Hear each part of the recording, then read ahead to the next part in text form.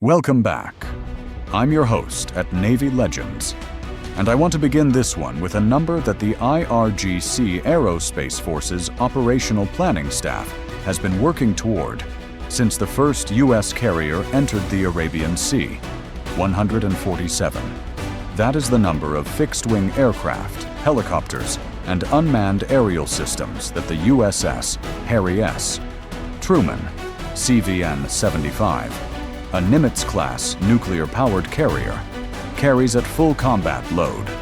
147 aircraft, each one representing a strike capability the Islamic Revolutionary Guard Corps cannot match with any single comparable platform.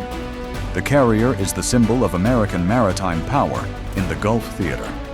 And to the IRGC's strategic planners, it is the one target whose neutralization, even temporary, would constitute an unambiguous demonstration that no U.S. asset operates beyond their reach.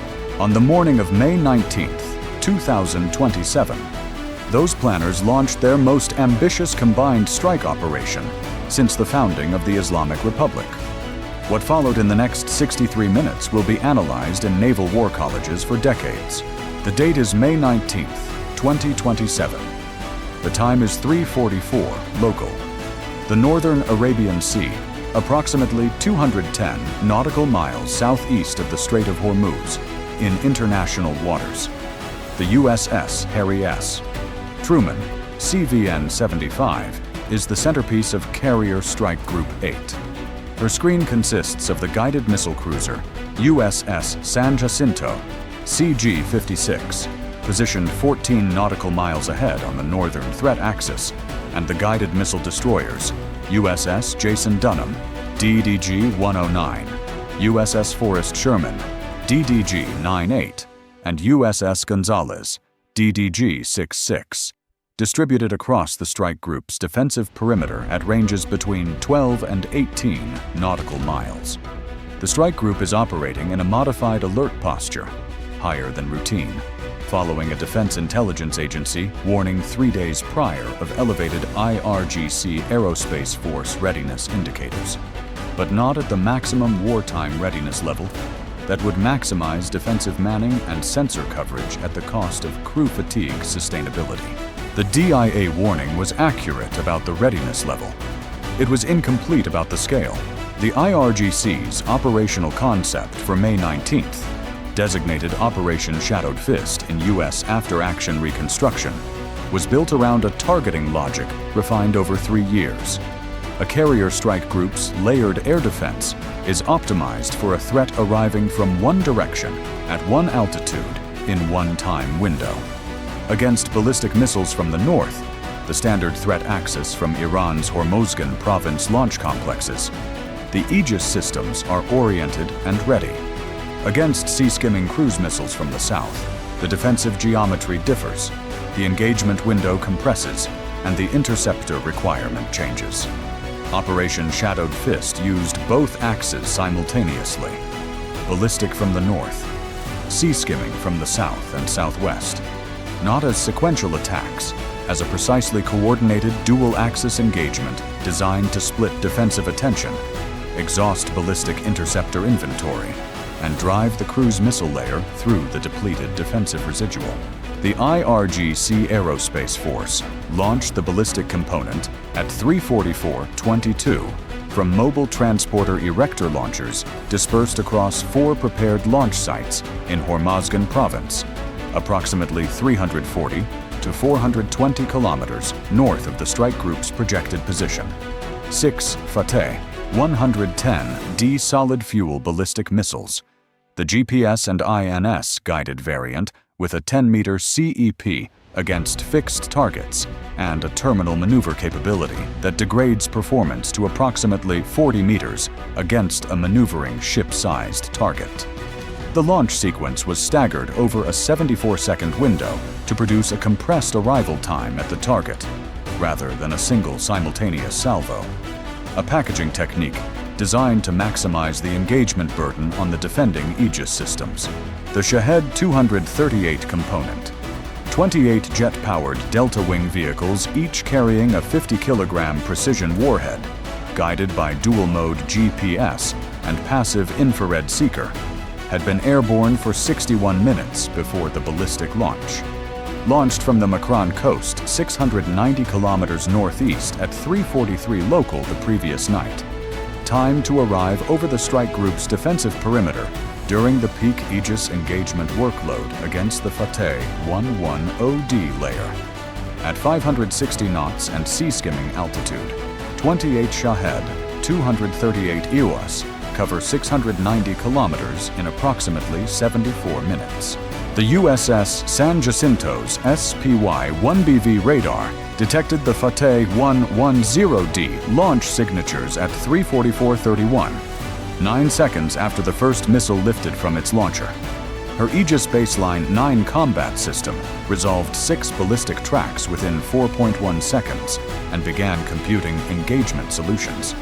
The SM-3 Block 2A, the exo-atmospheric kinetic intercept vehicle optimized for ballistic missile defense, began leaving the San Jacinto's VLS at 3:44:49. 6 intercepts required. 12 SM-32A rounds allocated, 2 per track, in a ripple sequence that would place all 12 rounds airborne within 41 seconds. The ballistic engagement unfolded in the upper atmosphere above the Arabian Sea between 3:46 and 3:47. 4 of 6 Fateh-110D re-entry vehicles were intercepted by SM-32A kinetic intercept vehicles at altitudes between 94 and 128 kilometers. Clean intercepts. The LEAP KKV's body-to-body impact reduced the 4th and 5th assigned tracks to fragments that posed no threat to the surface group. The 6th assigned track, the westernmost Fateh-110D, which had executed a larger terminal maneuver than the assessed envelope, was struck by its assigned SM-32A at 03:46:44. The intercept was partial. The KKV struck the re-entry vehicle's aft section, destroying the guidance electronics and the attitude control system, but leaving the 480-kilogram warhead section structurally intact on a freefall ballistic trajectory. 1 unguided warhead, falling. Impact solution computing in real time on the San Jacinto's tactical display. The 6th Fateh-110D, the one that executed the unexpected lateral maneuver, had not been intercepted at all. Its SM-32A missed cleanly. The LEAP KKV, passing 260 meters from the maneuvering re-entry vehicle at closure velocity. The backup SM-32A, the second round assigned to this track, detonated in a proximity attempt at 44 kilometers altitude, close enough to damage the terminal guidance system and destabilize the vehicle's aerodynamics, but not a clean intercept. The warhead section continued on a tumbling, partially guided trajectory toward the strike group. 2 warheads falling, 1 unguided, 1 partially guided and aerodynamically unstable. The USS Truman was maneuvering at maximum speed, 30 knots, hard turns, all available reactor power, placing as much distance between her projected position and both impact solutions as the geometry of the engagement allowed. The unguided warhead impacted the Arabian Sea at 3:47:19, 1,640 meters northeast of the Truman's current position. The 480-kilogram steel penetrator at terminal velocity produced a water column 180 meters high and a pressure wave that was felt aboard the carrier as a distant, deep thump through the hull. Perceptible, concerning, but non-damaging at that range. The partially guided, aerodynamically unstable second warhead impacted at 3:47:31, 380 meters off the Truman's port bow. At 380 meters, a 480-kilogram hardened steel mass at terminal velocity produces a pressure wave equivalent to approximately 600 kilograms of TNT at standoff. The shock wave reached the Truman's hull as a 1.1 G impulse. Across the ship, unsecured equipment shifted. In the forward weapons handling spaces, 3 personnel at watch stations were thrown from their positions by the shock load. 1 sustained a fracture to the right forearm from impact with a handling equipment frame. 1 sustained blast concussion. 1 sustained lacerations. In the hangar bay, 2 FA-18F aircraft on maintenance stand shifted on their wheel chocks, requiring immediate restraint by the flight deck crew. The carrier's navigational radar experienced a 4.2-second power interruption from a shock-induced circuit board, unseating in the radar processing cabinet. Emergency procedures restored the system. 11 personnel across the strike group sustained injuries from the Fateh-110D engagement. The Truman's flight operations were suspended for 7 minutes while the impact situation was assessed, and the hangar bay aircraft were resecured. For those 7 minutes, the carrier's ability to launch defensive aircraft was constrained. In those 7 minutes, the Shahed 238 layer arrived. The USS Forrest Sherman's SPY-1DV radar registered the first Shahed 238 contacts at 034704. 28 contacts, bearing 192 to 214 degrees from the strike group center, range 31 to 38 nautical miles, all at sea skimming altitude between 10 and 18 meters, speed 540 to 560 knots. The contacts were spread across a 22-degree arc, wide enough to require the engagement sectors of 3 separate Aegis platforms to cover the full threat picture. The timing relative to the Fateh-110D ballistic resolution window was, from the IRGC's planning perspective, as close to perfect as they had modeled. The strike group's SM-2 Block 3B inventory, the primary interceptor for sea-skimming cruise missile threats, began launching simultaneously from the San Jacinto, the Forrest Sherman, and the Jason Dunham at 3:47:17. The USS Gonzales, positioned on the strike group's western arc, added her SM-2 rounds at 03:47:22. Within 23 seconds of the first Shahed 238 radar detection, 31 SM-2 rounds were airborne across the strike group's southern defensive arc. The engagement unfolded in overlapping intercept baskets between 28 and 8 nautical miles from the strike group center. The SM-2's engagement probability against a Mach 0.9 sea-skimming target with a 0.04 square meter radar cross-section varies significantly with engagement geometry. Broadside presentations yield the highest probability, tail-on presentations the lowest. The Shahed 238S, approaching from the south and southwest, were presenting a mix of geometries as they spread across the 22-degree arc. The Aegis fire control systems were processing engagement solutions against 28 simultaneous tracks, a workload at the boundary of the system's designed capacity for simultaneous track management. 18 of 28 Shahed 238 vehicles were intercepted in the SM-2 engagement layer. 10 survived. Range at the moment the last SM-2 round expended its intercept, 7.8 nautical miles from the nearest friendly hull. Speed, 540 knots. Time to closest hull, approximately 52 seconds.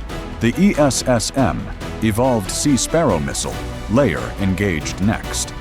The San Jacinto and the Jason Dunham launched a total of 16 ESSM rounds in a compressed 15-second window. The ESSM's shorter range, but faster response, made it effective against the 10 surviving contacts at ranges between 7.8 and 2.4 nautical miles. 6 more Shahed 238 vehicles were intercepted. 4 remained. 4 Shahed 238 vehicles. Range, 2.4 nautical miles from the USS Truman. Time to impact, 19 seconds. The carrier's 2 phalanx CIWS Block IB mounts, 1 forward, 1 aft, engaged simultaneously. The forward phalanx acquired contact bearing 196 at 2,100 meters range and fired a 1.1-second burst. The Shahed 238 was struck at 1,800 meters, 91 rounds of 20 millimeters impacting a composite airframe, moving at 560 knots. The vehicle disintegrated. The aft phalanx acquired contact bearing 208 at 1,900 meters and fired. The vehicle was struck at 1,600 meters. Both vehicles were rendered inoperable before reaching the hull. 2 vehicles remained. Both were on the strike group's southwestern approach, having reached the coverage gap between the aft phalanx arc and the edge of the Forrest Sherman's own CIWS coverage.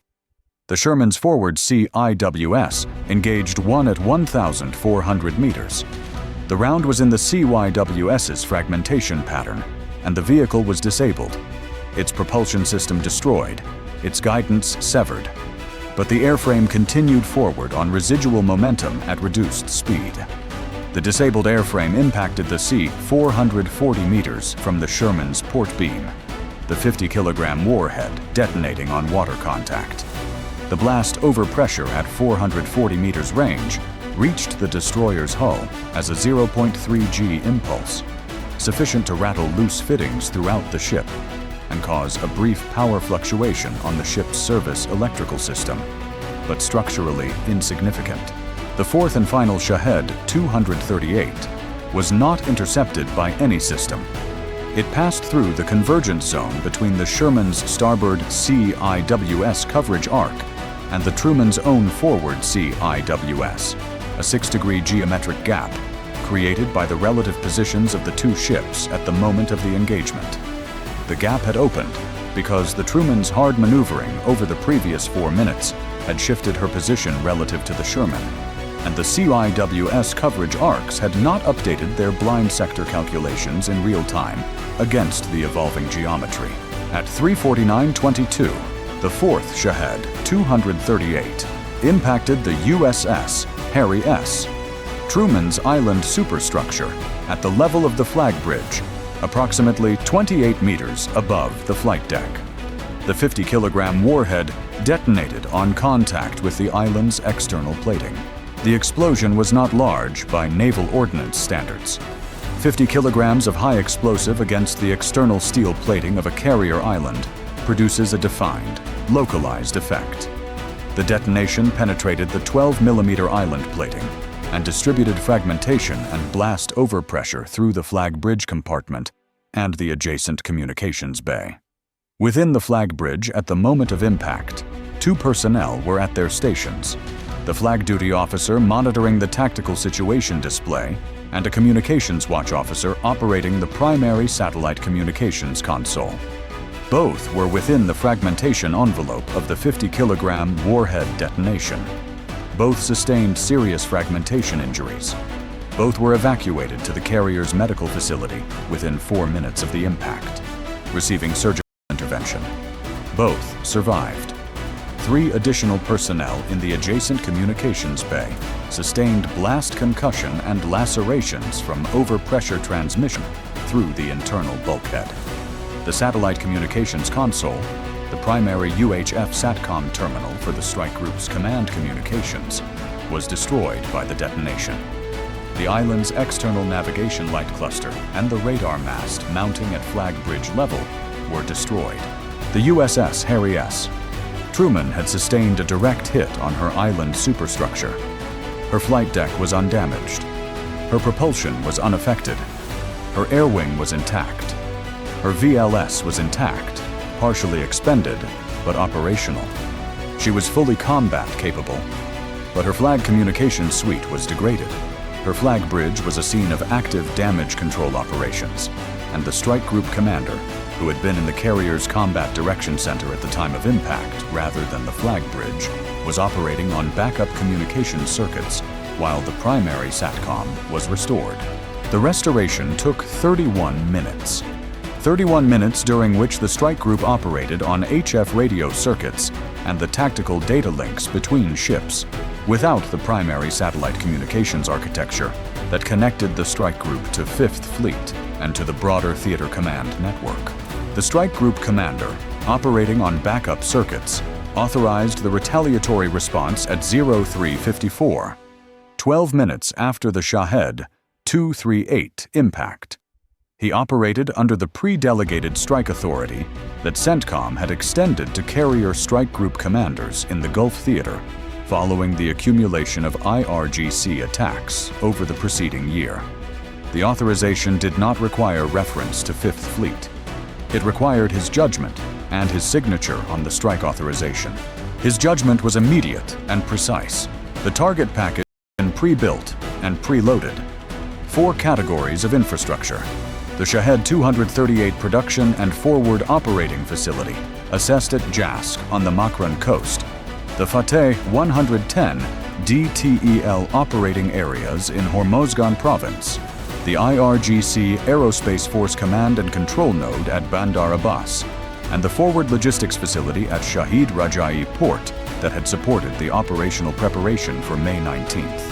At 4:07:44, 23 minutes after the Shahed 238 impact, the first Tomahawk Block 5 rounds from USS Jason Dunham left her VLS. 4 rounds targeting Jask. Flight time, 41 minutes. Simultaneously, 4 FA-18Fs from VFA 211 proceeded northwest carrying LRAS-M and AARG-MER. At 4:11:17, 2B-2A Spirit bombers already holding 740 nautical miles southwest on precautionary alert turned northeast toward their targets. The Jask facility was engaged by Tomahawk at 4:48:52. 4 rounds, 4 aim points. The launch preparation area, a semi-hardened structure containing Shahed 238 vehicles in pre-launch configuration, took 2 direct impacts.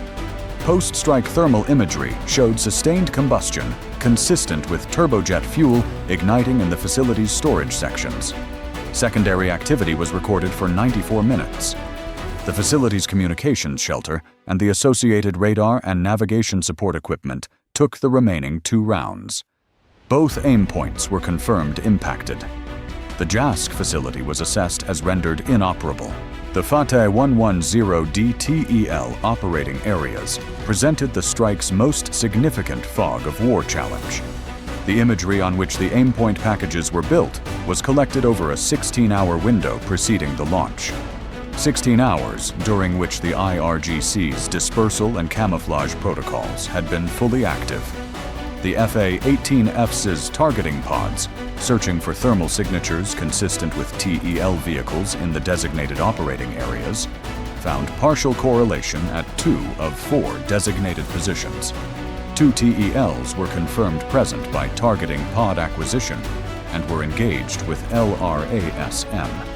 Both were assessed as rendered inoperable by post-strike reconnaissance imagery collected at 05:44. At the 2 remaining designated TEL positions, the targeting pods found no correlation. The TELs had relocated, moved to alternate prepared positions in the 40 minutes between the original strike package imagery collection and the F/A-18F arrival overhead. 2 LRAS-M rounds executed their abort protocols and impacted pre-designated secondary aim points, empty prepared firing positions that had been used earlier in the engagement. No additional military infrastructure was assessed as neutralized at these positions. The B-2As executed their strikes on the Bandar Abbas Command and Control Node and the Shahid Rajai Logistics Facility at 5:12 and 5:19, respectively. The command node took 2 GBU-31 JDAM strikes. The primary building, a reinforced concrete structure housing the IRGC Aerospace Force's Operational Coordination Staff, sustained direct impacts and was assessed as structurally collapsed across its eastern 2/3. Post-strike signals intelligence showed the cessation of operational communications traffic associated with the facility for approximately 5 hours, then a resumption from an alternate location. The operational staff had dispersed to hardened alternative positions before the strike, following the standard operational security protocol triggered by the launch of the May 19th operation. The facility was rendered inoperable. Its personnel were not confirmed as having sustained casualties. The Shahid Raji Logistics Facility sustained 4 GBU-31 strikes across its fuel storage, vehicle maintenance, and pier loading infrastructure. Post-strike imagery showed 3 of 4 aim points as rendered inoperable. The 4th aim point, A vehicle maintenance building assessed as housing Shahed 238 ground support equipment was struck accurately, but post-strike assessment indicated the building had been emptied of its assessed contents in the 24 hours preceding the strike. The building's structure was rendered inoperable. The ground support equipment had been relocated to a dispersed position that was not on the targeting list. By 6:30, the picture was established. Jask, rendered inoperable. 2 Fateh-110D TELs, rendered inoperable. 2 TELs, relocated and intact. Bandar Abbas command node, rendered inoperable, staff dispersed. Shahid Rajai, partially rendered inoperable.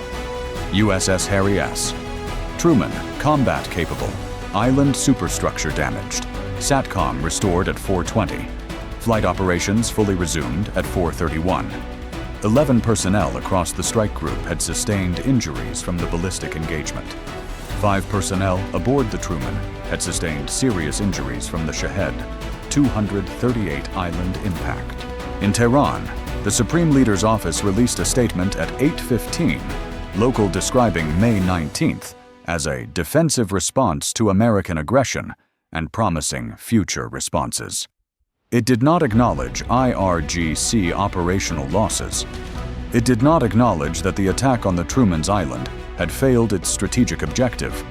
The carrier was still flying. Her air wing had launched 18 sorties in the 6 hours following the engagement. Here at Navy Legends, the May 19th engagement answers, in operational rather than theoretical terms, where the IRGC's dual-axis concept can simultaneously overwhelm a carrier strike group's ballistic and cruise missile defensive layers. The answer? Not quite. 4 of 6 Fateh-110Ds intercepted cleanly. 24 of 28 Shahed 238S rendered inoperable. 1 got through. 1 50-kilogram warhead against a 97,000-ton carrier produced a damaged island and 5 personnel casualties. The carrier was mission capable within 47 minutes. The IRGC will analyze the same data and reach a different conclusion.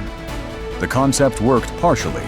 The CIWS coverage gap was real and exploitable, and scaling the cruise missile layer from 28 vehicles to 60 changes the residual mathematics in ways the current defensive architecture cannot fully absorb.